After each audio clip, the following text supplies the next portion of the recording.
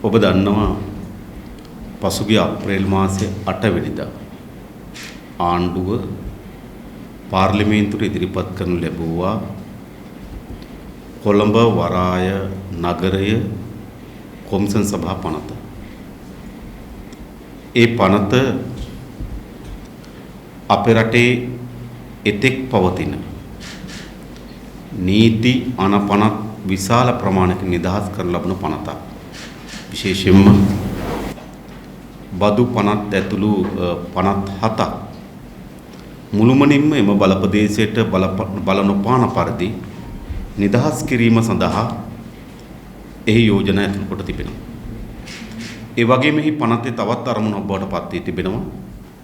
මුදල් පනත් ඇතුළු වැදගත් පනත් 4ක් සූදු පනත, කැසිනෝ පිළිබඳ පනත ඇතුළු වැදගත් පනත් 14ක් දිරිදීම වශයෙන් මුළුමනින්ම සංශෝධනය කරන්න බලපාන්නේ නැතිව එම ප්‍රදේශ කටයුතු කිරීමට අවශ්‍ය නීති ප්‍රතිපාදන මෙම වරාය නගරය කොමිසම් සභා පනත ඇතුළේ ඇතුළු වී තිබුණා. ඒ වගේම අපේ රටේ මුදල් විසුද්ධිකරණයේ ප්‍රධාන මධ්‍යස්ථානයක් බවට එම මධ්‍යස්ථානයේ පත්වීමේ අනතුරු තිබෙනවා. ඒ වගේම ලංකාවේ කිසිදු පළාත් පාලන ආයතනයක පාලනයට යටත් නොවන බලපදේශයක් බවට මේ බලපදේශය පත් වෙනවා. ඒ වගේම අපේ සාම්ප්‍රදායික පරිපාලන ව්‍යුහයට ඇතුළත් නොවන ප්‍රදේශයක් බවට මේ ප්‍රදේශය පත් වෙනවා. ඒ වගේම එහි පුරවැසියන් ඉන්නවා. එම පුරවැසියන්ට නගර සභා ප්‍රාදේශ සභා මැතිවරණයකදී ඡන්ද බලය පවා අහිමි වෙනවා. ඒ වෙනුවට ජනාධිපතිවරයා විසින් පත් කරනු ලබන 5 දිනකගේ සිට 7 දිනක් දක්වා වූ කණ්ඩායමක් විසින් තමයි එහි මුළු අධිකාරි බලය හොබවන්නේ. විශේෂයෙන්ම පනතේ එම පුද්ගලයන් ශ්‍රී ලාංකික පුරවැසියන් විය යුතුද යන්නවත් අඩුම තරමේ සඳහනක් නැහැ. මම දැක්ක වාර්තා කරලා තිබුණා මාධ්‍ය හරහා ශ්‍රේෂ්ඨාධිකරණයට ආණ්ඩුව විසින් ඉදිරිපත් කරාලු සංශෝධනයක් එම කොමිසම් සභාවේ බහුතරය ශ්‍රී ලාංකිකයන් විය යුතු බව. එහෙනම් ඉන් හැඟෙන්නේ කුමක්ද? තිබෙන පනතේ සියලු දෙනාම විදේශිකයන් විය හැකි අනතුර තිබුණා. හැබැයි ආණ්ඩුව සංශෝධනයක් ඉදිරිපත් කර තිබෙන බව වාර්තා වෙනවා. බහුතරය ශ්‍රී ලාංකිකයන් විය යුතු බව. ඒකෙන් කියන්නේ කුමක්ද? එහෙමනම් මෙම කොමිසම් සභාව ඇතුලේ විදේශිකයන් සිටින බව. ඒ නිසා මෙවැනි විශාල අධිකාරී බලයක් ශ්‍රී ලංකා පරිපාලන ව්‍යුහයෙන් එළියට යන ශ්‍රී ලංකා දේශපාලන ව්‍යුහයෙන් එළියට යන පාර්ලිමේන්තුවේ සම්මත කරන ලද බදු පනත් මුදල් පනත් විශාල ප්‍රමාණයක් අදාළ නොවන අපේ රටට අතිශය අහිතකර බලපෑම් ගෙන දෙනු ලබන නීතියක් තමයි මේ පාර්ලිමේන්තුවට පහුගිය ජනවාරි මාසයේ 8 වෙනිදා ඉදිරිපත් කරේ. මේ ආණ්ඩුව එම පනත ඉදිරිපත් කරපු දවසේ සිටම එහි යටි අරමුණක් ගැබ්වී තිබුණා. ඒ යටි අරමුණ තමයි මේ පිළිබඳ අධිකරණයේ හෝ පොදු මහජනතාව තුළ හෝ විධිමත් සංවාදයකට භාජනය වීමට ඉඩ නොදී මෙම පනත සම්මත කර ගැනීමේ අභිලාෂය බවට පත් වී තිබුණා. ඒ නිසාම තමයි ජනවාරි මාසයේ 8 වෙනිදා මේ පනත පාර්ලිමේන්තුවට ඉදිරිපත් කරන්නේ. 9 සිකුරාදා දිනයක් පාර්ලිමේන්තුවට ඉදිරිපත් කරපු දවසේ පසුවදා කිසිදු පුරවැසියෙකුට අධිකරණයට යාමට හැකියාවක් නැහැ. මොකද සතියක් ඇතුළත අධිකරණයට යන්න ඕන. 8 නම් 15 වෙනිදාට පෙර අධිකරණයට යන්න ඕන. 9 වෙනිදා සිකුරාදා දිනයක් 8 වෙනිදා ඉදිරිපත් කොට කිසියෙත්ම 9 වෙනිදා අධිකරණයට යාමට හැකියාවක් නැහැ. ඊළඟ 10-11 සෙනසුරාදා ඉරිදා නිවාඩු දින 12 වෙනිදා යලි නිවාඩු දිනයක් බවට රජය ප්‍රකාශයට පත් කරා. 13-14 යලි නිවාඩු දින. එහෙනම් අධිකරණය හමුවට යාම සඳහා එක දිනයක් ඉදිරි කොට තිබුණේ. ඔබ දන්නවා සාමාන්‍යයෙන් ගත්තොත් අලුත් අවුරුදු කාල පරිච්ඡේදය කියලා කියන්නේ නීතිඥ මහත්තුරු අධිකරණ ශාස්ත්‍රයේ බොහෝ අය සැලකිය යුතු ප්‍රමාණයකින් තමන්ගේ ගම්බිම් බලා යමින් නිවාඩු ගත කරමින් ඉන්න කාලේ. ඒ නිසා එවැනි අවස්ථාවකදී ආණ්ඩුව අපේක්ෂා කරා කිසිසේත්ම ශ්‍රේෂ්ඨාධිකරණ හමුවට මේ පනත පිළිබඳ ගෙන යන්න ඉඩක් නොදී කූට කුමන්ත්‍රණකාර ලෙස මේ පාර්ලිමේන්තුවේ මේ පනත ඉදිරිපත් කරා. නමුත් බොහෝ නීතිවේදීන් තමන්ගේ අවුරුදු සමය අමතක කොට තමන්ගේ නිවාඩු සමය අමතක කොට ආණ්ඩුවේ කූට ව්‍යායාමයේ පරාජයපත් කිරීමේ අරමුණින් ශ්‍රේෂ්ඨාධිකරණයේ වෙත නඩු ගණනාවක් ගොනු කරා දේශපාලන පක්ෂයකට අපත් නඩුවක් ගොනු කරනු ලැබුවා. සාමාන්‍යයෙන් එවැනි නඩුවක් ගොනු කරාට පස්සේ දින 21ක් යාමන පත්තින් ශ්‍රේෂ්ඨාධිකරණය විසින් තීන්දුව කතානායකවරයාට දැන්විය යුතුයි. ඒ අනුව පසුගිය සිකුරාදා පක්ෂ නායක රැස්වීමක් ඇඳෙව්වා. එම පක්ෂ නායක රැස්වීමේදී ඔවුන් අපේක්ෂා කරා අද දිනේ, ඒ කියන්නේ 4 වන දිනේ ශ්‍රේෂ්ඨාධිකරණයේ විසින් කතානායකතුමාට තීන්දුව දැනුම් දෙනවා. 5 වෙනි දිනේ මේ පනත විවාදයට ලක් කරනවා කියලා. ඔබ හිතන්න මෙවැනි පනතක් ශ්‍රේෂ්ඨාධිකරණයේ විභාගයට ලක් කරනු ලබන්නේ විවස්ථාවට එකඟද නැද්ද කියන කරුණ පමණයි. නමුත් මෙවැනි පනතක් ආර්ථික වශයෙන් දේශපාලන වශයෙන් මොනතරම් හිතකරද නැද්ද කියලා මැනීම මහජනයාගේ අවශ්‍යතාවය. මහජනයාගේ කාර්යභාරය. එනිසා පනත පිළිබඳ පුළුල් සංවාදයක් මහජනයාත් එක්ක ආරම්භ කළ යුතු තිබෙනවා. දැන්ට ශ්‍රේෂ්ඨාධිකරණයේ තීරණයට අමතරව මහජනයාත් එක්ක මේ පනත පිළිබඳව පුළුල් සංවාදයකට ඉඩකඩ විවෘත වුණේ නැහැ. ඒ නිසා අප සිකුරාදා පක්ෂ නායක රැස්වීමේදී පෙන්වා දෙනු ලැබුවා මෙම පනත මේ කඩිමුඩියේ ගන්න සූදානම් පනතක් නෙවෙයි. මේ කොවිඩ් තත්ත්වයේ සමාජයේ එවැනි මහජන කතිකාවතක් ඇදීම සඳහා ඉඩකඩ ඇරිලා තිබෙන වෙලාවක මෙවැනි පනතක් ගෙනීම කිසිසේත්ම යෝග්‍ය නැහැ කියලා. නමුත් ආණ්ඩුව ඔවුන්ට පාර්ලිමේන්තුවේ තිබෙන බලය උපයෝග කරගෙන හෙට දිනේ එනම් 5 වන දිනේ මේ පිළිබඳ විවාදය තීරණය කරා. අප විසින් පෙන්වා දෙනු ලැබුවා මෙවැනි වැදගත් පනතක්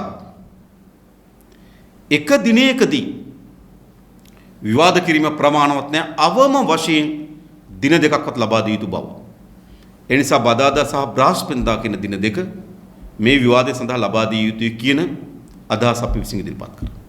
නමුත් ආණ්ඩුව කොවිඩ් තත්ත්වය බරපතල තත්ත්වයට වර්ධනය වී තිබෙනවා. පාර්ලිමේන්තුව දින දෙකකට වඩා වැඩි කාලයක් කැඳවීම ඉතාමත් බරපතලකාරී තත්ත්වයක්. ඒ නිසා එක දිනයකට පමණක් මේ විවාදය ලබා ගත යුතු කියලා තීන්දුවකට ආවා. ඔබ හිතන්න මේ මුළු ක්‍රියාවලියම බැලුවොත් ශ්‍රේෂ්ඨාධිකරණයට යාමට ඉඩකඩ ලබා නොදීම සඳහා දරන ලද ප්‍රයත්නය මහජනය ඇතුළේ විධිමත් සංවාදයක් ඇතිවීමට බාධා ඇති කරන ප්‍රයත්නයක් කරා තමයි මේ පනත හෙට දිනේ පාර්ලිමේන්තුවේ සම්මත කිරීමට නියමිතව තිබුණේ. නමුත් අද දිනේ වන විට කතානායකතුමා පාර්ලිමේන්තුවට එම ශ්‍රේෂ්ඨාධිකරණයේ නියෝගය කියුවේ නැහැ. එයින් කියන්නේ එතුමාට ශ්‍රේෂ්ඨාධිකරණ තීන්දුව ලැබී නැහැ. එහෙනම් ශ්‍රේෂ්ඨාධිකරණ තීන්දුව ලැබී නැත්නම් හෙට දිනේ මේ විවාදය පැවැත්වීමට නොහැකි. දැන් ආණ්ඩුව කළ හැක්කේ මොකක්ද? අද දිනේ යලි පක්ෂ නායක රැස්වීම කැඳවා හෙට නැත්නම් එළබෙන පසුවදා ඒ කියන්නේ බ්‍රහස්පතින්දා කියන දිනේ පාර්ලිමේන්තුව කැඳවා මේ සම්මත කළ යුතු කියන උත්සාහයක් දරන බව සාතිකයි. එහෙම තමයි මේ ආණ්ඩුව හැසිරෙන්නේ. හැබැයි එදා ආණ්ඩුව බ්‍රහස්පතින්දා පාර්ලිමේන්තුව කැඳවන්න බැහැ කියලා කියන්නේ. එක දිනයකට පමණක් මේ විවාදයට තීන්දුව කරන්නේ කොවිඩ් තත්ත්වය හේතු කොටගෙන. එහෙනම් ආණ්ඩුවේ තර්කය අනුවම බ්‍රහස්පතින්දා සහ සිකුරාදා පාර්ලිමේන්තුව නොකැඳවිය යුතුයි. එයි ආණ්ඩුව මීට පෙර මෙම විවාදය එක දිනයකට තීරණය කරනු ලැබුවේ බ්‍රහස්පතින්දා සහ සිකුරාදා කියන දෙදින පාර්ලිමේන්තුව කැඳවීම ඉතාමත් බරපතල තත්ත්වයක් කොවිඩ් තත්ත්වය වර්ධනය වී තිබෙන නිසා කියන යෝජනාව අනුව. එහෙමනම් ආණ්ඩුවට කිසිසේත් බ්‍රහස්පතින්දා සහ සිකුරාදා ඔවුන්ගේ තර්කයට අනුව පාර්ලිමේන්තුව කැඳවා මෙම යෝජනාව සම්මත කර ගැනීම සඳහා උත්සාහයක් දැරීමට සදාචාරාත්මක අයිතියක් නැහැ. නමුත් මේ ආණ්ඩුව කටයුතු කරන්නේ නීති, රෙගුලාසි, විවස්ථා, මහජන බැඳීම්, සදාචාරය වැනි කරුණු මත නෙවෙයි ඔවුන්ගේ විනාශකාරී වමනාවන් ඉටු කර ගැනීම සඳහා උපරිම ප්‍රයත්නයක් දරාවි. ඒ නිසා බොහෝ විට අද හවස පක්ෂ නායක රැස්වීමක් ඇඳවා නැවත මේ සතියේම දිනයක් වරාය නගරය කොමිසම් සභාව පනත සම්මත කර ගැනීම සඳහා උත්සාහයක් දරාවි කියන සැකය අපිට තිබෙනවා. හැබැයි අපි මාධ්‍ය හරහා අවධාරණය කරන්නේ විවාද එක දිනයකට තීරණය කරේ බ්‍රහස්පතින්දා සහ සිකුරාදා කියන දෙදින පාර්ලිමේන්තුව කැඳවීම කොවිඩ් තත්ත්වයේ හේතු කොටගෙන බරපතලම විශේෂණ තත්ත්වයක් ඇති වේවි කියන උපකල්පනය මත. හැබැයි ආණ්ඩුව විවාද එක දිනයකට තීරණය කර ගැනීම සඳහා ගෙනෙන ලද තර්කයම අද ආණ්ඩුවට බාධාවක් වී තිබෙනවා. මෙම පනත යලි මෙම සතියේ ඉදිරිපත් කරන්න. නමුත් මා දන්නවා මේ ආණ්ඩුවේ ස්වභාවය. එනිසා මේ ආණ්ඩුව බොහෝ දුරට මේ සතියේම දිනයක් නැවත තීරණය කරයි මෙම පනත පාර්ලිමේන්තුවට ඉදිරිපත් කරන්න. අපි අහන්නේ එකයි. ආණ්ඩුවට තියෙන්න පුළුවන් මේ තමන්ගේ ආර්ථික ගමන් මගේ විශාල හැරවුම් ලක්ෂයක් කියලා. අපිට තියෙන්න පුළුවන් ඊට වඩා වෙනස් දේශපාලන විවේචන මේ පනත පිළිබඳව. මුදල් පනත් වලින් නිදහස් කිරීම, සමහර පනත් අදාළ නොවීම, කොමිසම් සභාවක් කරා පාලනය වීම, කොමිසම් සභාවට විදේශිකයන් පත්වීම, එහි ඉන්න පුරවැසියන්ට ප්‍රාදේශ සභාවක් නගර සභාව තෝරාපත් කර ගැනීම සඳහා ඡන්ද අයිතිය අහිමි වීම, ලංකාවේ පරිපාලන විහිළුවට අදාළ නොවීම, ඒ වගේම විවිධ බදු නිදහස් ලබා දීම සඳහා ඉඩකඩ විවෘත කොට තිබීම, ඒ වගේම මහ බැංකුවෙන් අදාළ රෙගුලාස් වලට යටත් නොවීම වැනි බරපතල පන්නේ සූදු තිප්පොලක් කළු ආර්ථිකයේ තිප්පොලක් බවට පත් කිරීම සඳහා ප්‍රයත්නයක් මේක තුල තිබෙනවා කියලා අපිට තර්කයක් තිබෙනවා. ආණ්ඩුවේ තර්කයේ ජනතාව සමගත් අපිට අපේ තර්කයේ ජනතාවත් සමගත් සාකච්ඡා කිරීම සඳහා විධිමත් අවස්ථාවක් ලබා දී යුතු තිබෙනවා. නමුත් මේ ආණ්ඩුව මුළුමනින්ම හැසිරෙමින් තිබෙන්නේ ශ්‍රේෂ්ඨාධිකරණය තුල හෝ මේ පිළිබඳ විධිමත් සාකච්ඡාවකට ඉඩකඩ අවරණ දර ප්‍රයත්නය. පාර්ලිමේන්තුව තුල හෝ මේ පිළිබඳව විවෘත සාකච්ඡාවක් දීර්ඝ සාකච්ඡාවකට ඉඩ අවරණ ලද ප්‍රයත්නය. ඒ වගේම පොදු ජනතාවත් එක්ක මේ පිළිබඳව දීර්ඝ සංවාදයක් කරන්න. උදාහරණයකට අපේ පක්ෂය විසින් අපි සම්මන්ත්‍රණ ගණනාවක් ලෑස්ති කළා තිබුණා. පසුගිය 27 වෙනිදා කොළඹ විශාල සම්මන්ත්‍රණයක් ලෑස්ති කළා තිබුණා. නමුත් මේ කොවිඩ් තත්ත්වය හේතු කොටගෙන අපිට ඒව නතර කරන්න සිද්ධ වුණා. මම කියන්නේ මහජනයත් එක්ක සංවාදයකට ඉඩ නොදී පාර්ලිමේන්තුව තුළ සංවාදයකට ඉඩ නොදී ශ්‍රේෂ්ඨාධිකරණයට යාමට තියෙන ඉඩකඩ පවා අවුරන්න උත්සාහ දරමින් මේ ගේන්න හදන්නේ ජනතාවට හිතකර පනතක්ද? ජනතාවට හිතකර පනතක් නම් රටට හිතකර පනතක් නම් මේට වඩා විනිවිද භාවයෙන් මේට වඩා ජනතාවත් එක්ක සාකච්ඡාවකින් මේට වඩා පාර්ලිමේන්තුව සමග සාකච්ඡාවකදී මේ පනත සම්මත කරගත හැකිව තිබෙනවා. ඒ නිසා මේ පනත සම්මත කර ගැනීම සඳහා ආණ්ඩුව දරන කූට කුමන්ත්‍රණකාරී වැඩපිළිවෙල හරහාම පෙන්වු කරන්නේ මේ පනත මොනතරම් භයානකද. ඒ භයානක කරුණු සමාජගත වීම වැළැක්වීම තමයි ආණ්ඩුවේ අරමුණ බවට පත් වෙලා තිබෙන්නේ. ඒක තමයි ඔබට ඉදිරිපත් කරන්න තිබුණු එක් ප්‍රධාන කරුණක්. ඊළඟ ඔබට ඉදිරිපත් කරන්න තිබෙන ප්‍රධාන කරුණක් තමයි ඔබ දන්නවා මේක විශාල ලෙස අපි සාකච්ඡා කරලා තිබුණත් ඔබ දන්නවා උපාලි අබේරත්න කොමිසම් සභාව. ඒ කියන්නේ ජනාධිපතිවරයා විසින් පසුගිය ආණ්ඩුව 2015 ජනවාරි 8 සිට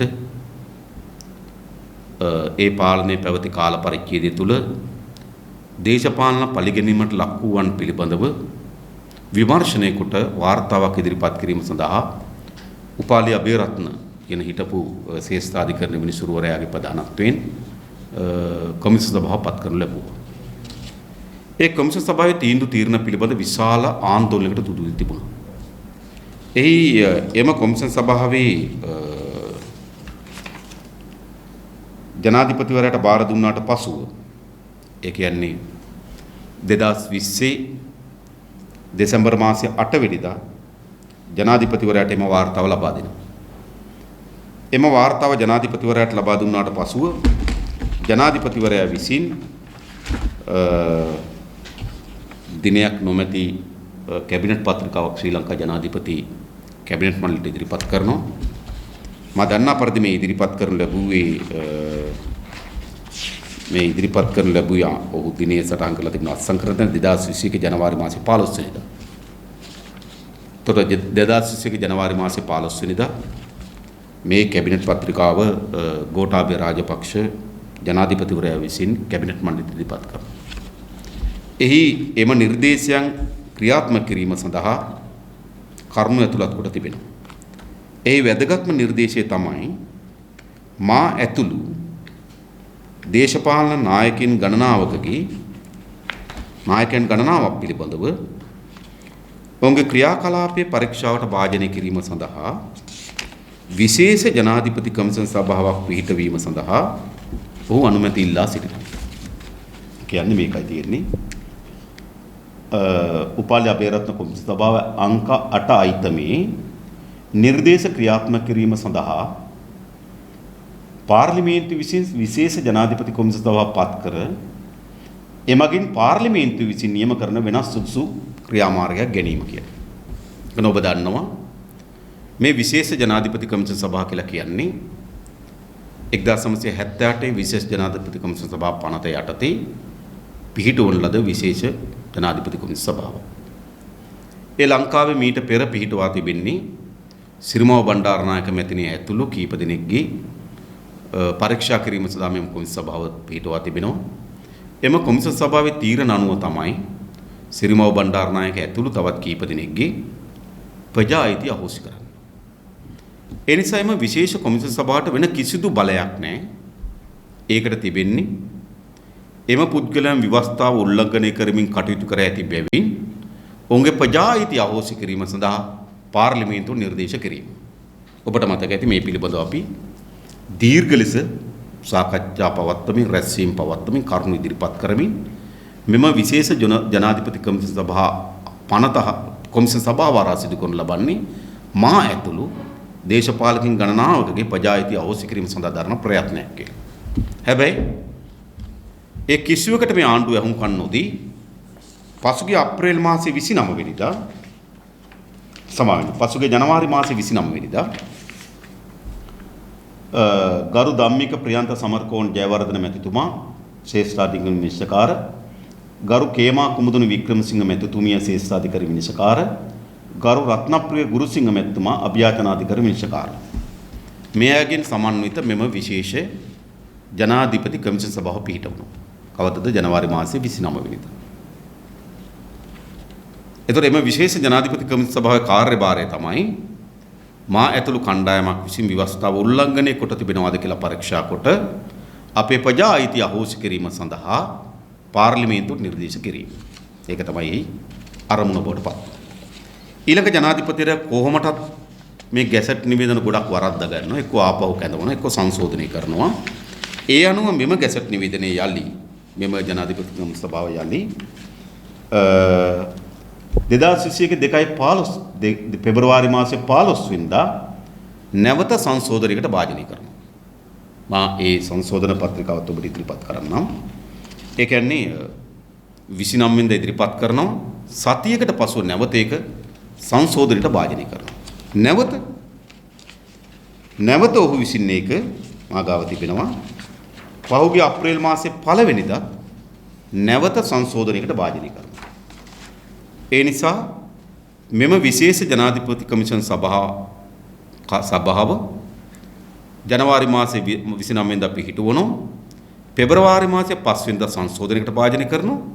අප්‍රේල් මාසයේ 1 වෙනිදා ඔහුට ගැළපෙනම දිනේ යලි ඒ සංශෝධනයට භාජනය කරනවා. එතකොට එයින් කියන්නේ මොකක්ද? මේ පරීක්ෂණ කොමිෂන් සභාව කෙරෙහි ඕකේ විශේෂ අවධානයක් තිබෙන බව. නිකන් ගැසට් එකක් ගහලා නිකන් හිටියේ නේ. ඒකේ අඩුපාඩු යලි දකින්නකොට යලි සංශෝධනය කරමින් ඒක ආවා. දැන් ජනවාරි මාසයේ 29 වෙනිදා මේ පත් කරනු ලබන්නේ මාස 3කට. ඒ කියන්නේ මේ අප්‍රේල් මාසයේ 29 වෙනිදාට. දැන් අප්‍රේල් මාසයේ 29 වෙනිදා වෙනකොට එම කොමිෂන් සභාවේ කාලය අවසන්.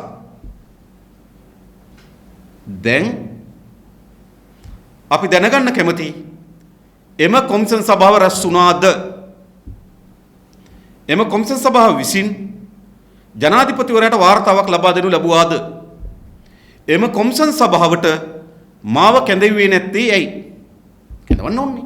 මා පිළිබඳව නම් ඒක පරීක්ෂණය කරන්නේ. එම කොමිෂන් සභාවට මා කැඳවන්න ඕනේ. මාව කැඳවලා මගෙන් ප්‍රශ්න අසා ඒ පිළිබඳ නිර්දේශයක් එම විශේෂ ජනාධිපති කොමිසම සභාව විසින් ලබා දිය යුතුයි. හැබැයි මොකද සිදු වී තිබෙන්නේ? මා දන්නා පරිදි මේ කොමිසම සභාව එක දිනයක්වත් රැස් වෙලා නැහැ. හරිද? කෙනෙක් එක දිනයක්වත් මේක රැස් වෙලා නැහැ. දැන් ජනාධිපතිවරයා විසින් විශේෂ ජනාධිපති කොමිසම සභාව පත් කරනවා. මා ඇතුළු කණ්ඩායමක ප්‍රජායිති අවශ්‍ය කිරීම සඳහා නිර්දේශ කරන්න.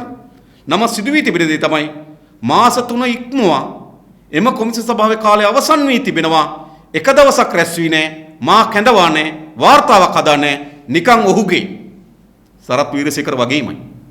ඔහුගේ එම ජනාධිපති කොමිසම සභාව පුස් වෙඩිල්ල. ඒක මට කියන්න තියෙනවා. දැන් ඔහුගේ ප්‍රයත්න තිබුණ කොහොමද? ගෝඨාභය රාජපක්ෂ ජනාධිපතිවරයාගේ මෙම කොමිසම සභාව පිහිටීමේ ප්‍රයත්නය කුමක්ද? මේක පරීක්ෂණ කොමිසම සභාවක් නෙවෙයි. විශේෂ ජනාධිපති කොමිසම සභාවක්. මේ ලංකාවේ මේක පිහිටව තිබෙන එකම එක අවස්ථාව මීට අවුරුදු 43කට පෙර 43කට පෙර සම්මත කරලාද පනත එකම එක අවස්ථාවක ඒ පනතෙන් කොමිසම සභාව පිහිටවා තිබෙනවා. යලි ගෝඨාභය රාජපක්ෂ ජනාධිපතිවරයා එම ජේ.ආර්. ජයවර්ධනගේ ප්‍රජාතන්ත්‍ර විරෝධී මුග්ධ ඒ පනත උපයෝග කරගත් අපේ ප්‍රජායිතිය අවශ්‍ය කරා. අවශ්‍ය කිරීම සඳහා ඔහු කොමිසම සභාව පිහිටවුණා. දැන් මොකද සිදු වී තිබෙන්නේ? ඔබට මතක ඇති ප්‍රජායිතිය පිළිබඳව අපි කරුණු කියලා තියෙනවා. ඒ ප්‍රජායිතිය අපිට බලපාන්නේ කොහොමද? ප්‍රජායිතිය වගේ කඩදාසියක් අපිට දේශපාලනය කරන්න ඕනද? ඒ කඩදාසියට මොකද කරන්න ඕන? ඒ ඔක්කොම අපි කියලා තියෙනවා. පාර්ලිමේන්තුවෙත් මාපියෝ මේ ළඟදී. ඒ කඩදාසියට මොකද කරන්න ඕන කියලා. හරිද? දැන් මොකද ගෝඨාභය රාජපක්ෂ ජනාධිපතිවරයාට සිදු වී තිබෙන්නේ? තමන් විසින්ම දේශපාලන පක්ෂ නායකයන් දඩයම් කිරීම සඳහා පත් කළ කොමිසම සභාව. ඒ අරමුණ අත් නොහැර විටින් විට සංශෝධනය කරමින් ආපු කොමිසම සභාව. ජනවාරි 29 පිහිටවන ඕනනම් අත්තරන ඒ වෙලාවට අත්තරින් තිබ්බා. හැබැයි පෙබරවාරි මාස 5 වෙනිදා නැවත සංශෝධනය කරනවා. අප්‍රේල් මාස 1 වෙනිදා නැවත සංශෝධනය කරනවා. 29 වෙනිදා කාලය අවසන් වෙනවා. දැන් දැන් මේ මහතුරු ලෑස්තිුනේ කොහොමද? පාර්ලිමේන්තුවේ 3/2 බලයක් තියෙනවා. 69 ලක්ෂයක ජනතාව ඡන්දෙ දීලා තිබෙනවා. විශාල බහුතර කැමැත්තක් තිබෙනවා. ඒ නිසා විරුද්ධ පක්ෂ දේශපාලන නායකයන් දඩයම් කරගෙන යන්න පුළුවන් කියන සිහිනයක් තිබුණා. ඒක තිබුණේ. හරිද? මේ ගෝඨාභය රාජපක්ෂ මහත්මයා මේ කොමිසම සභාව දානකොට ඔහුගේ අරමුණ කුමක්ද? ඔහුට දේශපාලන පිළිබඳ විශාල පරිච්ඡයක් නොතිබුණා. මේ කොමිසම සභාව පිහිටීම කැබිනට් මණ්ඩලය අනුමත කරනවා. ඒ කැබිනට් මණ්ඩලය නේද 1970 ඉඳන් පාර්ලිමේන්තුවේ දීර්ඝ කාලයක් හිටපු අවුරුදු 51ක් හිටපු මහින්ද රාජපක්ෂ මහත්මයා නියෝජනය කරනවා. විශේෂම සිරිමා බණ්ඩාරනායක මෙතනක ප්‍රජාහිතය අවශ්‍ය කිරීම සඳහා කොමිසම සභාවට විරුද්ධව හඬ නගනවා. ඔහුත් ඉන්න කැබිනට් මණ්ඩලයේ තමයි මෙම විශේෂ ජනාධිපති කොමිසම සභාව පිහිටීම සඳහා අනුමැතිය ලබා දෙන්නේ. අරමුණු කුමක්ද? ඔවුන්ට තිබුණා පාර්ලිමේන්තු 3/2 බලයක් ජනතාවෙන් ලැබී තිබෙන ජනතාවෙන් ලැබී තිබුණු ජනවරමක් ගෝඨාභය රාජපක්ෂ මහත්මයාට තිබුණු කීර්තිය උපයෝගී කරගෙන මා ඇතුළු දේශපාලන පක්ෂ නායකයන් දඩයම් කරන්නේ. හැබැයි මෙයා ආපු දවසේ සිටම මෙම 29 වෙනිදා මෙම ගැසට් නිවේදන නිකුත් කරපු දවසේ සිටම අපි දේශපාලන ව්‍යාපාරයක් හැටියට අපේ විරුද්ධත්වය ප්‍රකාශ කරා. මේ ප්‍රජාතන්ත්‍ර විරෝධී ක්‍රියාදාමය පරාජයට පත් කරන බව ප්‍රකාශ කරා. ඒ විතරක් නෙවෙයි ඔය ප්‍රජාහිතය වැනි කඩදාසියක් අපේ දේශපාලන සඳහා ලයිසන් එකක් නොවන බව ප්‍රකාශ කරා. හැබැයි අද අවසානයේ ගෝඨාභය රාජපක්ෂ මහත්මයාට ලංකා ඉතිහාසයේ පළමු වතාවට ස්වයංව කියන්නේ තමන් විසින්ම මියගිය නේද තමන් විසින්ම ඝාතනය කරන ගන්න ලැබූ කොමිසම සභාව පිහිටවන සිදුවී තිබෙනවා. ලංකාවේ පළවෙනි වතාවට දිනයක් රැස් නොවි වාර්තාවක් නැතුව මාස 3කින් කාලෙකින් පසුව කල්ලිකුත් ගියපු කොමිසම සභාව පිහිටීමේ වාර්තාව ගෝඨාභය රාජපක්ෂ මහත්මයා මේ හරහා පිහිටුවා තිබෙන බව තමයි අපිට කියන්න තියෙන්නේ.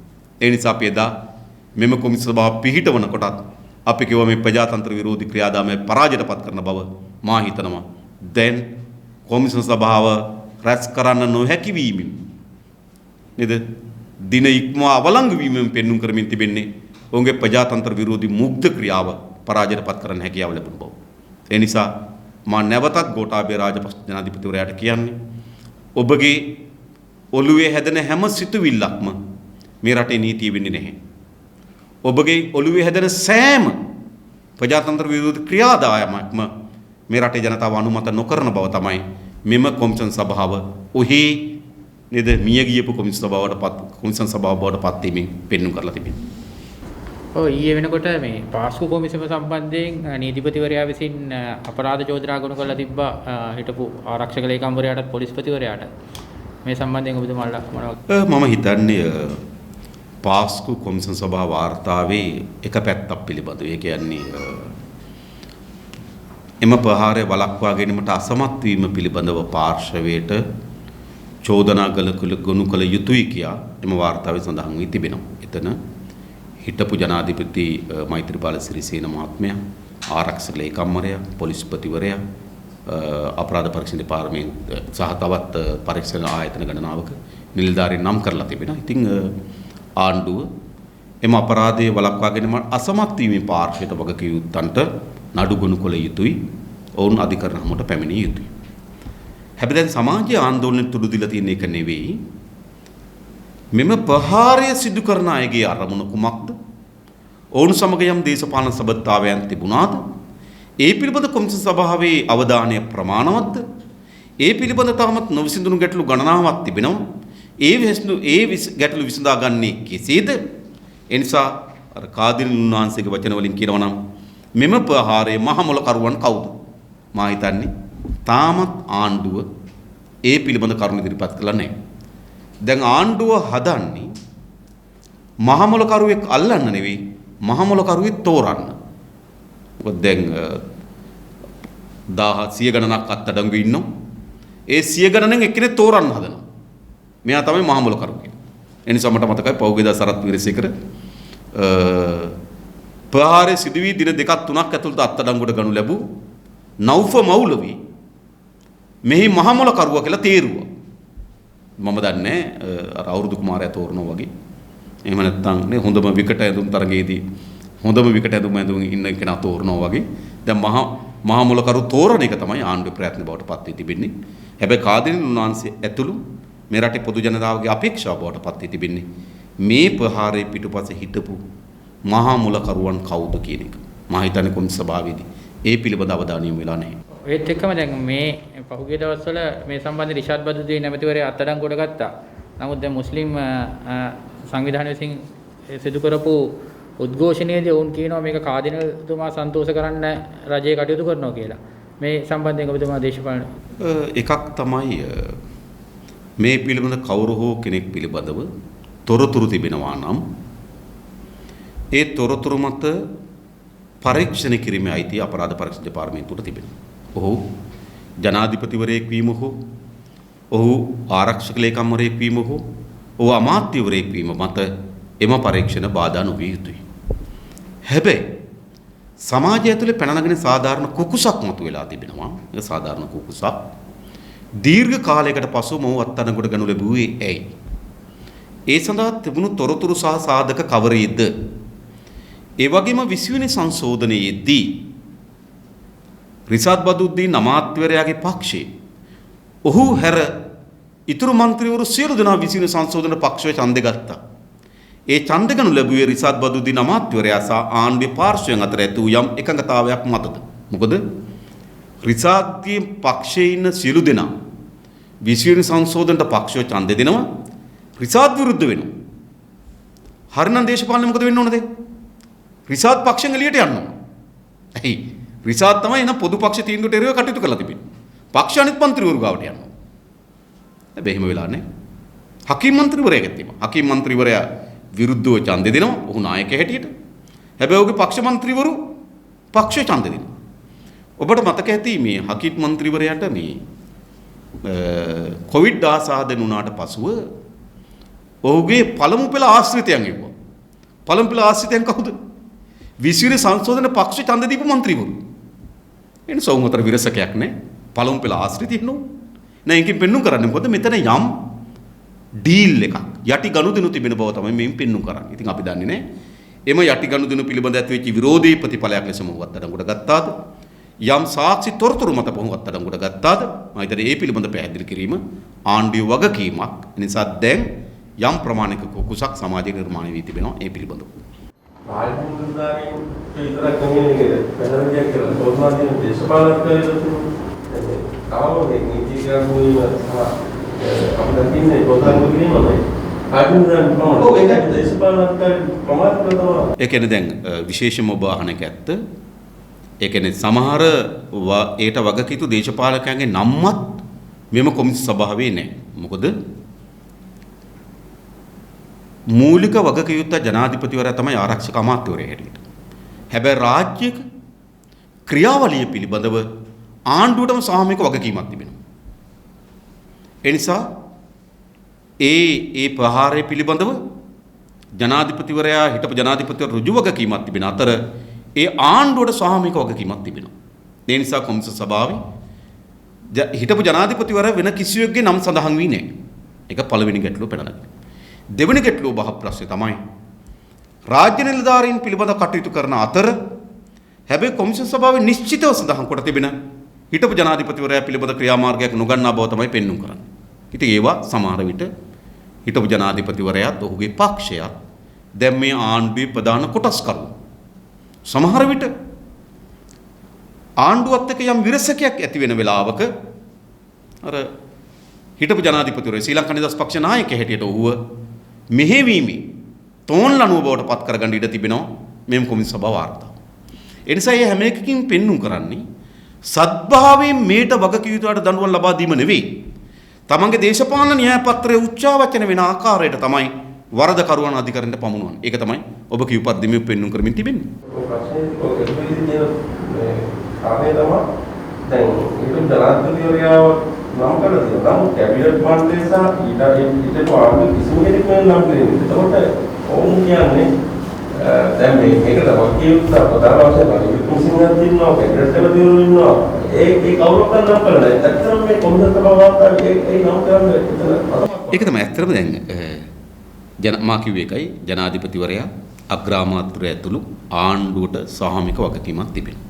එඳේ සාමූහික වගකීම් පිළිබඳව චෝදනාව කොමිසම සභා වාර්තාව හිතාමතා හෝ අත්තර දීමින් හෝ පරීක්ෂණය තුලින් හෝ අත්තර තිබෙනවා. ඒක හරි පැහැදිලි. ඒ නිසා මේ කොමිසම සභා වාර්තාව සර්ව සම්පූර්ණ වාර්තාවක් නෙවෙයි. ඒක අපි ආරම්භයේදීම කිව්වා. දැන් කොමිසම සභා වාර්තාවට මොකද සිද්ධ වුනේ අන්තිමට? ඒ කොමිසම සභාව පිහිටවන ලද ජනාධිපතිවරයා හිටපු ජනාධිපති මෛත්‍රීපාල සිරිසේන මහත්මයාගේ පක්ෂයත් ඒ කොමිසම සභාව ප්‍රතික්ෂේප කළා. එම කොමිසම සභාව වාර්තාව ලබා දීපු වර්තමාන ජනාධිපතිවරයාගේ පාර්ශවයත් එම කොමිසම සභාව පිළිබඳ 100%ක් තමන්ගේ වගකීම බාරගන්නේ නැහැ. එම කොමිසම සභාවේ යම් චෝදනාවන් එල්ල වී තිබෙන සංවිධානත් ඔබටමත් දන්නවා ඇති මෙම කොමිසම සභාව වාර්තාව ප්‍රතික්ෂේප කරනවා. ඇත්ත ගත්තොත් අන්තිමේට එම කොමිසම සභාවේ සමාජිකයන් හැර ඔවුන්ට දැන් ප්‍රතික්ෂේප කරන්න බෑනේ වස්සන් කොට තිබෙනවනේ. සමාජිකයන් හැර පොදු ජනතාව මේ මුළුමනින්ම පිළිගන්න කොමිසම සභාව වාර්තාව බවට පත් වෙලා නැති බව තමයි පේන්නේ.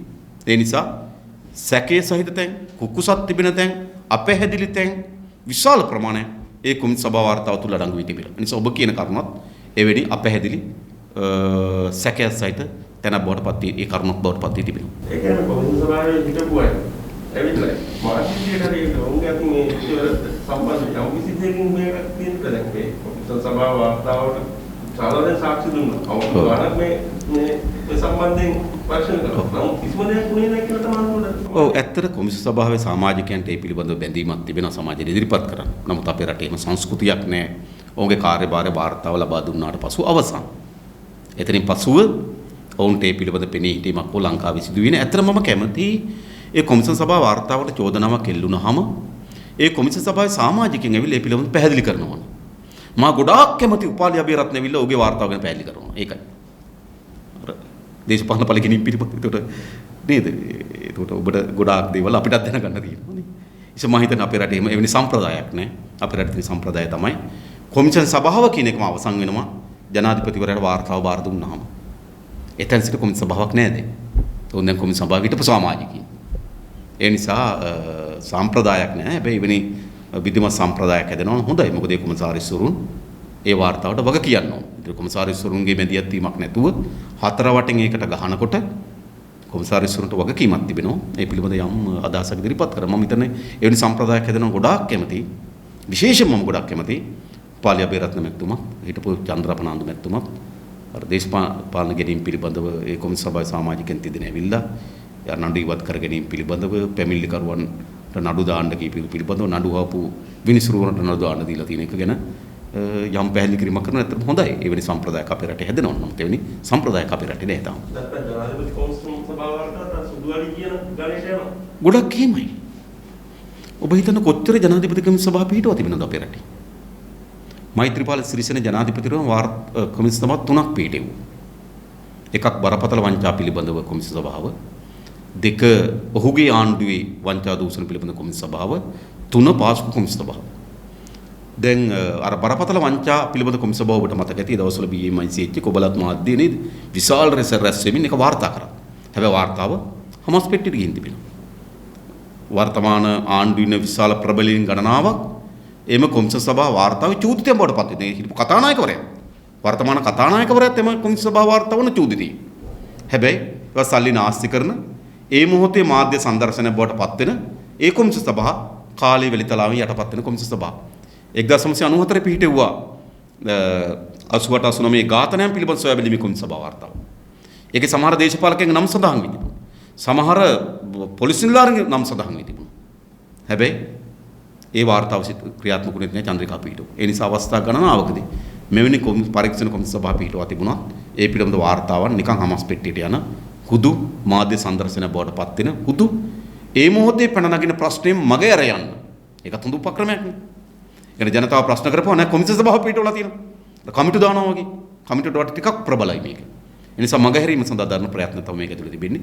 ඒ නිසා අපේ රටේ කොමිස් සභාව වලින් එවැනි සාධනීය දෙයක් සිදු වෙන්නේ නෑ. පළමු වතාවට තමයි මේ අපි ප්‍රියන්ත ජයවර්ධන මැතිතුමාගේ කොමිස් සභාව රැස් නොවීමම කොමිස් සභාවක් ලෙස හමස් පෙට්ටියට ගිහපු කොමිස් සභාව. ඒ වගේ දේශපාලඥයන් අන්තිම පරිත්‍යාග සම්බන්ධයෙන් අත්දැක ගැනීමක් හෝ සිතට ගැනීමකදී ඔවුන් තමයි පාර්ලිමේන්තුවට එන්න අවසරය ඉල්ලන්නේ. නමුත් මේ පෞද්ගලික දවස්වල අපි දැක්කා මේ මාධ්‍යවල ගොඩක් වාර්තා වෙන්නේ රජය විසින් කියනවා මෙයාට මෙන්න මේ අවසරය ගන්න පුළුවන් මෙන්න මේ දවල් ඕන්න කැඳවන්න පුළුවන් ඒ සඳහා ලිපියක් ඔය ඉදිරිපත් කරන්න. මොකද්ද මේකේ තියෙන ක්‍රමවේදය? ඇත්තට මේකේ තියෙන නීතිමය தත්ත්වය තමයි අධිකරණයකදී වරදකරු වෙලා ඌට සිරදඬුවම් නියම වෙනවා නම් ඌට පාර්ලිමේන්තුවට එීමේ හැකියාවක් නැහැ. හැබැයි ඕ රිමාන්ඩ් බාරේ ඉන්නේ නම් සැකකරුවෙක් ලෙස අත්අඩංගුවේ ඉන්නේ නම් ඌට පාර්ලිමේන්තුවට පැමිණීම සඳහා අවස්ථාව තිබෙනවා. ඒතර මෙතන ප්‍රශ්න දෙකක් පැන නගිනවා. එහෙමනම් ප්‍රේමලාල් ජයසේකර മന്ത്രിවරයා කොහොමද පාර්ලිමේන්තුවට එන්නේ කියලා. ඒතර ප්‍රේමලාල් ජයසේකර മന്ത്രിවරයා ඔහු දඬුවම් ලැබුණාට පසු අභියාචනයක් ඉදිරිපත් කරා. ඒක තමයි තියෙන තරකය. හැබැයි එතන ඊට වඩා ප්‍රශ්නයක් තිබෙනවා. සාමාන්‍ය ඕනෑම අභියාචනයක් ඉදිරිපත් කරපුවාම ඔහුට අප ලැබෙනවා. හැබැයි මරණීය දඬුවම හිමි වෙච්ච කෙනෙකුට අප ලැබෙන්නේ නැහැ. දැන් ප්‍රේමලාල් ජයසේකර අභියාචනාධිකරණේ ඇපීල් නඩුවක් ගොනු කරලා තිබ්බට ඔහුට අප දෙන්නේ නැහැ. ඔහුට හිමි වී තිබෙන දඬුවම මොකද්ද? මරණ දඬුවම. ඇයි? ඒක නිකන් ආපු එකක් නෙවෙයි. මරණ දඬුවම ලැබිච්ච කෙනෙක් නිදැල්ලේ සැරිසැරීම අතිශය භයානකයි. කරුණු දෙකකින්. එකක් Tamanට හිමි වී තිබෙන මරණ දඬුවම ඒ නිසා Taman සිවිත විහානි කරගන්න පුළුවන්. මොකද වෙන්න පුළුවන් මරණයනේ. දෙක ඔහුට හිමි වී තිබෙන මරණ දඬුවම තවත් ඕනෑම වර්ග අපරාධයක් කරන්න පුළුවන්. එයි ආයි හිමි වෙන්නේ මරණ දඬුවම. ඒ නිසා තමයි මරණ දඬුවම ලැබූ කෙනෙක් නිදැල්ලේ සැරිසරන්න ඉඩ දෙන්නේ නැහැ. අන්න එතනදී තමයි ප්‍රශ්නේ පැන නගින්නේ. එහෙමනම් ප්‍රේමලාල් ජයසේකරට පාර්ලිමේන්තුවට එන්න අවසර ලැබෙන්නේ කොහොමද කියන ප්‍රශ්නේ පැන නගින්නේ එතනින්. එහෙම නැතුව ඔහු දඬුවමක් ලබා දීලා ඔහු අභියාචනා කරාට පස්සේ ඔහු අභියාචනා කරු වරදකරු නෙවෙයි. අවස්ථාව තිබෙනවා. හැබැයි ඔහුට හිමි වී තිබෙන දඬුවම මොකද්ද? මරණ දඬුවම. මරණ දඬුවමක් හිමි වූ කෙනෙක් නිදැල්ලේ සැරිසරන්න කියන්නේ හිරගෙදරදී පවවුන් තනි කරලා තියන්නන් කවරක්වත් නිසා නෙවෙයි. ඔහුට සේදී හානි කර ගැනීම ඉඩකට තිබෙනවා. ඔහු විසින් තවත් බරපතල අපරාධ කිරීම අනතුරු තිබෙනවා. ඉතින් එහෙම තියදී තමයි ප්‍රේමලාල් ජයසේකර පාර්ලිමේන්තුවට එන්නේ. ඔහු තවත් ඕනෑම බරපතල පාර්ලිමේන්තුව සිදු කළත් ඔහුට හිමි හැකි වරද මොකද්ද? තියෙන දඬුවම තමයි. තියෙන දඬුවමම තමයි ඔහුට හිමි යුත්තේ. ඉතින් ඔවැනි අර ව්‍යාකූලත්වයක් තිබෙනවා. නමුත් ඇත්ත ගත්තොත් සිර දඬුවමක් විදින කෙනෙකුට පාර්ලිමේන්තුවට දෙන්න ඉඩකඩ සම්ප්‍රදායක් හැටියට ඇති වෙලා නැහැ. ඒකම අපිටනවා මේ ඊයේ ගාමී ලොකුවේ මහතා කියනවා මේ ඔවුන්ගේ මිනිස්සු පස්සෙන් කොවිඩ් 19 වෙනවා තියෙනවා. මම ඉන්ජෙක්ෂන් එකක් ගහගෙන ඉන්නේ එන්න අමුලක් නැහැ කියලා. මේ කොවිඩ් ප්‍රසංග තත්ත්වය තුල ඔබ බලන්න ඔහුගේ ප්‍රකාශය. ඔහු කියනවා පිළියන්දල ඔහු ජනතා ඒ කියන්නේ කැස්බෑවේ ඔහු ජනතා නියෝජිතය. ඔහුගෙන් අවසරයකින් තොරව මේක වැහිීම වැරදි.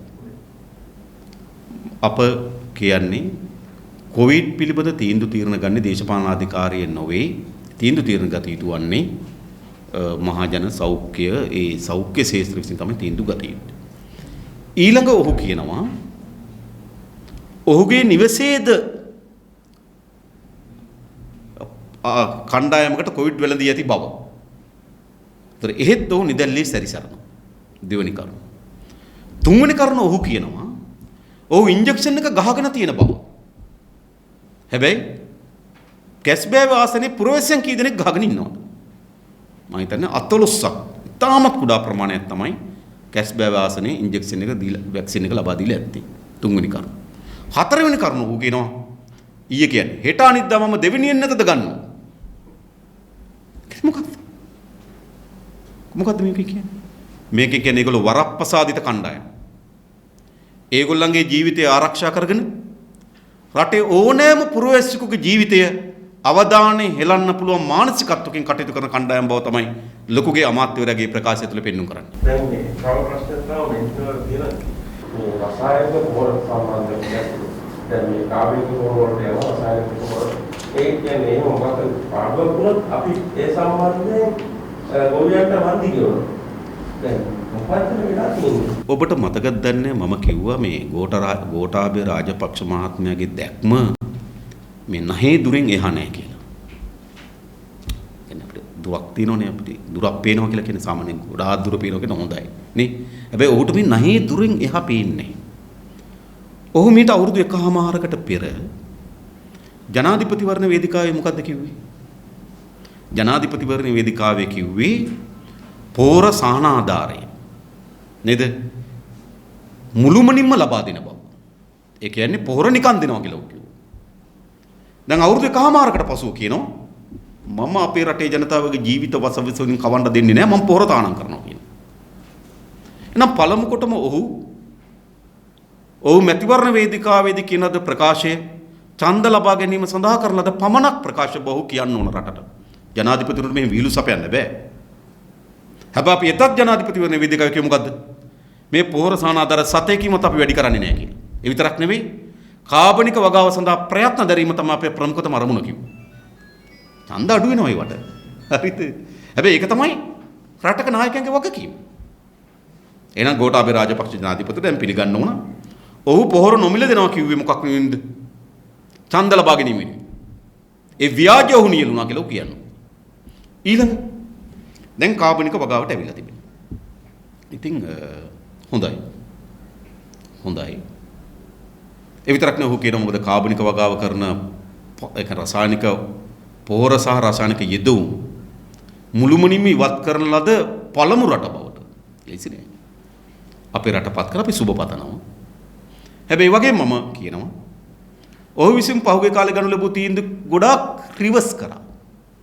එනකොට සාමාන්‍ය පට බැඳී තිබෙනවා නේද? ගැසට් රිවර්ස් කරනවා කියලා.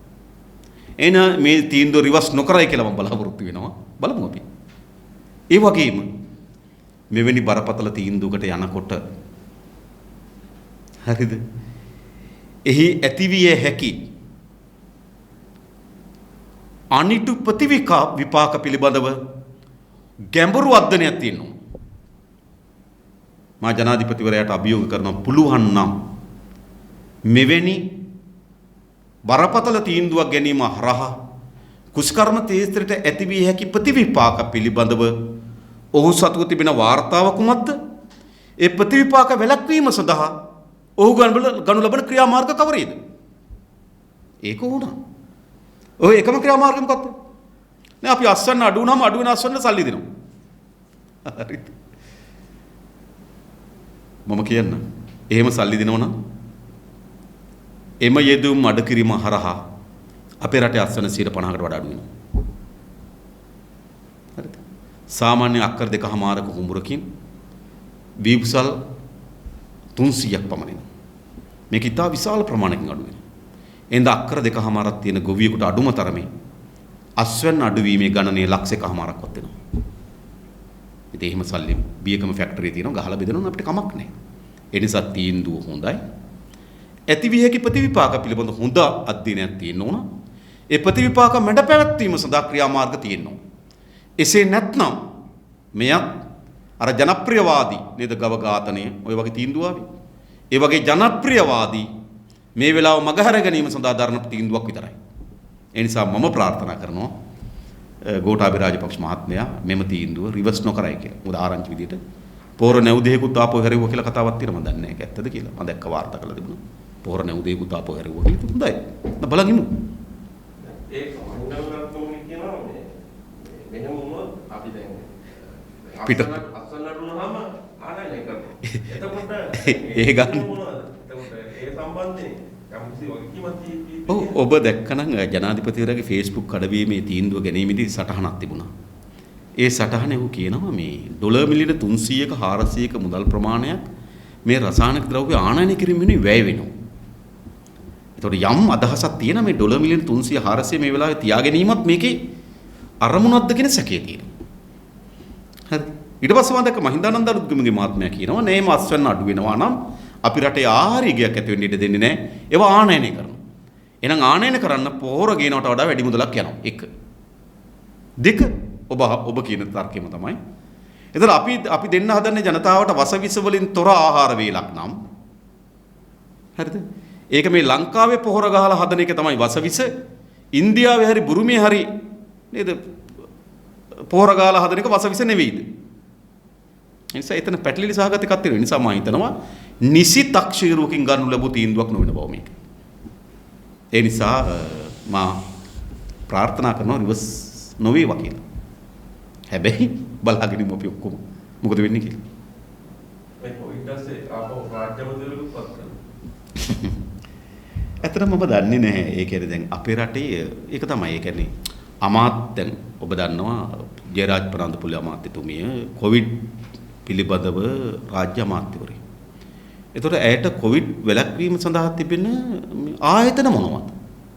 එහෙම ආයතනයන් එතුමිට ඉන්නේ නැහැ. ඒත දැන් ප්‍රජා පොලිස් සේවය කියලා. එහෙම නෙමෙයි ප්‍රජා පොලිස් කියලා අමාත්‍යවරයෙක් හදනවා. හැබැයි අපි මේ රටේ ප්‍රජා පොලිස් කරන්නේත් හොරා පොලිස් කරන්නේත් නේද? ඔය නේද අපරාධ පරීක්ෂණ කරන්නේත් ඔක්කොම පොලිස් දෙපාර්තමේන්තුව අපරාධ පරීක්ෂණ දෙපාර්තමේන්තුව. අපේ රටේ ප්‍රජා පොලිස් සේවය කියලා වෙනම ඒකකයක් නැහැ. ඒතර ඔහුට නමක් තියෙනවා ආයතනයක් නැහැ. ඒ නිසා මට මතකයි ජනාධිපතිවරයා ගැන අර සංකල්ප ලියවන කාලේ සාමාන්‍යයෙන් අපේ රටේ මේ කැබිනට් අමාත්‍යවරු දිවුරුම් දෙනකොට තමයි අමාත්‍යංශ විෂයන් දාන්නේ. හැබැයි ලොකු ප්‍රවෘත්තියක් නිර්මාණය කරා ඔබට මතක ඇති. කැබිනට් අමාත්‍යවරු දිවුරුම් දෙන්න පෙර අමාත්‍යවර විෂයන් ගැසට් කරා. මතකද? ඒක ඊට පස්සේ කිව්ව මොකක්ද? ලංකාවේ මාර ජනාධිපතිවරයෙක් ඇවිල්ලා ඉන්නේ. ලංකාවේ පළමු වතාවට විස්ම කර්ම වැඩ වෙනවා. වෙනත අමාත්‍යංශය මොනවද කියලා දන්නේ? ඇමතිවරයා ඇමතිකම අරගෙන සති දෙක තුනක් ගිහලා ගැසට් එක ගැහුවාම තමයි ඔහුට තිබෙන ආයතන දන්නේ. දැන් එහෙම නෙවෙයි. ඇමතිකම දෙන්න කලින්ම ආයතන ගැසට් කරා. එහෙමනේ අපිට මේ පුරාවෘත්ත නිර්මාණ කරේ. හැබැයි දැන් මොකද වෙන්නේ? දැන් ඇමති ධූර හදන නම් විතර. ආයතන නෙවෙයි. මොකද ප්‍රජා පොලිස් කියන්නේ මොකද්ද ආයතනේ? පොලිස් දෙපාර්තමේන්තුව හරහා තමයි අපේ රටේ ප්‍රජා පොලිස් කාර්යය කරන්නේ. ඒතර පොලිස් දෙපාර්තමේන්තුව දින සරත් විරසේකරත්. ඒතර මොකද්ද යාර තියෙන කාර්යය? එහෙමම තමයි කොවිඩ් ගැන. එහෙමම තමයි පරිසර ඇමතුරු ගැන. මම කලින් කියලා තියෙනවා පරිසර ඇමතිරයි තියෙන්නේ මොකද්ද? දෙව සංස්ථාව විතරයි. ඔය මහින්ද අමරවීර මහත්මයා ලොකු පරිසර අයිතිකාරයෙක් වගේ මාධ්‍යවල පෙනී හිටියට ඔහුට නියෝග දිය හැකි වන්නේ දැව සංස්ථාවට විතරයි. හරිද මම කියන්නේ සමහරවිට මෙයාට සීබී රත්නායකට එතුමාට අයිති දැව සංස්ථාව විතරයි පරිසරෙ මැදට. ඉතින් මම අහන්නේ ඔහොම එකක්. හරිද? ඒ නිසා අපේ රටේ නිකන් අර මම කියන්නේ මේ ආයතනයන් ඔහි සතුටු කිරීම සඳහා විවිධ දේවල් මත දෙනවා ඇති. ඉතින් අපි දන්නේ මේ මොකක් කරනවද කියන ඉතින් නේ. හැබැයි අපිට ආවේ නම් මහා විධිමත් අමාත්‍ය දූර දිවුරුම් දෙන කරුණුත් ගැසට් එක ගහනවා වගේ ඒවා තමයි අපිට කිව්ව කතා. හැබැයි ඒක නෙවෙයි සිද්ධ වෙමින් තියෙන්නේ. ඔබගේ කතාවේ මොකද උදාහරණයක් තියෙනවද? මන්දුරු වලද කියන ගෑස් එකේ එක සම්බන්ධයෙන් ඔකට කියවන්නේ. ඒක තියෙන වෙනස් කිසිම එකක් තමයි දැන් සිස්ටම් ගෑස් අරුබුදයක් මේනෝ ලංකාවේ. ඔව් ගෑස් ප්‍රශ්නේ ගත්තොත් මම හිතන්නේ ඒ තරම් වංචාකාරී තීරණයක් අපේ රටේ කවදාවත් සිද්ධ වෙලා නැහැ. සාමාන්‍යයෙන් ගෑස් සිලින්ඩරයක කිලෝග්‍රෑම් 12.5ක් තිබුණා. ඒ කිලෝග්‍රෑම් 12.5ක් තිබෙනකොට ගෑස් සිලින්ඩරයක මිල රුපියල් 1495යි. ඒ කියන්නේ ගෑස් කිලෝග්‍රෑම් එක මිල වෙනවා 119.50. ඊට පස්සේ ගෑස් වල කිලෝ ගාන මැකුවා. මකල දැම්ම ලීටර ගාන. ලීටර 18යි. ලීටර 18යි කියලා කියන්නේ බර කිලෝග්‍රෑම් 9.18යි. රුපියල් 100කින් අඩු වුණා 1395යි. 1395 කිලෝග්‍රෑම් 9.18න් බෙදපුවාම ආසන්න වශයෙන් 152යි. එහෙනම් මොකද වෙලා තියෙන්නේ? 119.50 ගෑස් කිලෝග්‍රෑම් එක 152 දක්වා වැඩි කරලා තිබෙනවා. ආසන්න වශයෙන් ගත්ත රුපියල් 32කින් ගෑස් කිලෝග්‍රෑම් එක වැඩි කරා. 32කින් කියන්නේ කිලෝග්‍රෑම් 12.5ක් තියෙනකොට 10ක් තිබ්බ 320කින් වැඩි වෙලා. නේ 12ක් තව 64යි, ඒ කියන්නේ 384යි, තව 16 තම 400යි. හරියට ගත්තොත් මොකද කරලා තියෙන්නේ?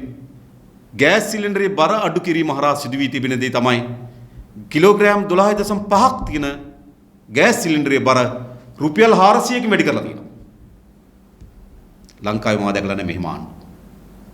බඩු මිල වැඩි වුණා නම් වැඩි වුණා. හැබැයි මොකද කරන්නේ? බඩු මිල අඩු කරනවා බර අඩු කරලා. හැබැයි බර අඩු කරලා අඩු කරපුවා මොකද වෙලා තියෙන්නේ? ඇත්ත සිලින්ඩරයක බර රුපියල් 400කින් වැඩි කරලාද? කවුද මේ රවට්ටන්නේ? අපේ ගම්වල සාමාන්‍ය ජනතාව ගිහිල්ලා. ඔවුන් කවදාවත් ලීටර ගාන කොච්චරද කිලෝග්‍රෑම් කොච්චරද බලන්නේ ගෑස් සිලින්ඩරේ බලන්න.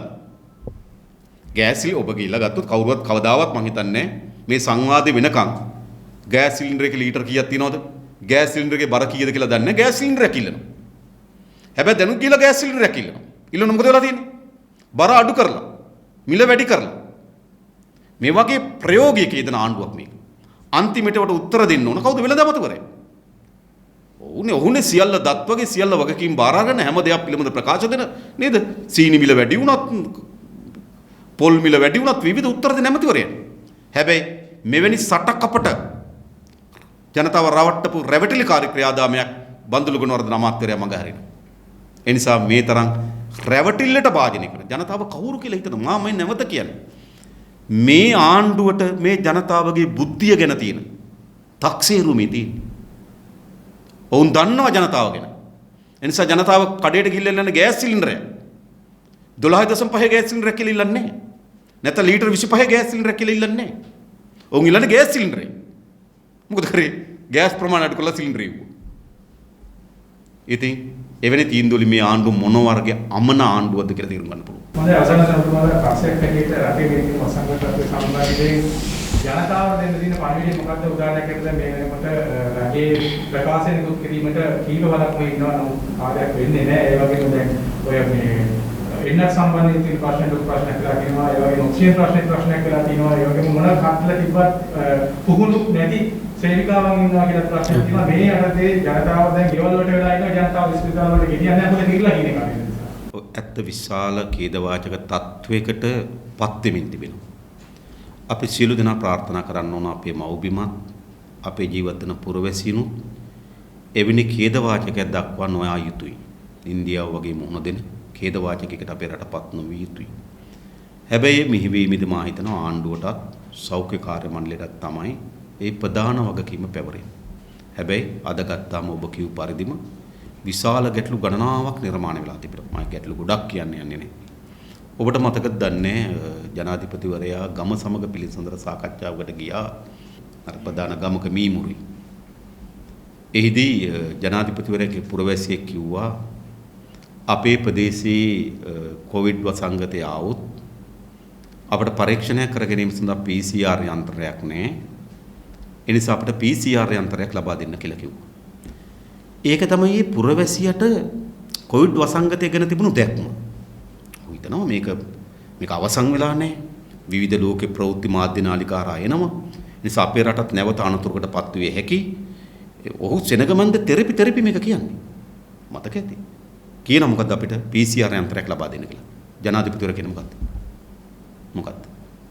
නෑ PCR යන්ත්‍ර ඕනේ නැහැ. දැන් දෙන්නේ ඉන්ජෙක්ෂන් එක. ඔක්කොටම දෙනවා වැක්සින්. මොනතරම් උද්දච්ච කියවනද ඔබ හිතන්නේ? අර අහිංසක පුරවැසියාගේ ඉල්ලීම ගැන කිසිසේත්ම නොතකව ඔහු කිව්ව මොකද්ද? සීළු පුරවැසියන්ට ඉන්ජෙක්ෂන් එක දෙනවා කියලා. සීළු පුරවැසියන්ට නෙවෙයි. ගහපු අයට දෙවෙනි එක දෙන්න බැරුව ඉන්නේ. අඩුම තරමේ එනකොට අපිට ලෝක සෞඛ්‍ය සංවිධානයේ ඒ ආයතනය හරහා අපිට යම් ප්‍රමාණයක් ලැබුණා. ඉන්දියාවේ යම් ප්‍රමාණයක් ලැබුණා.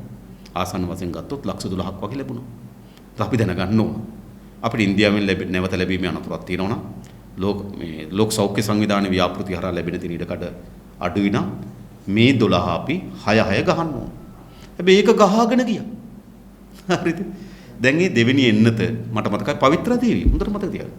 සෞඛ්‍ය අමාත්‍යතුමිය පාර්ලිමේන්තුවේදී කිව්වා දෙවෙනි එන්නත් මාත්‍රාව ලබා දිය යුතු වන්නේ සති 12 සිට.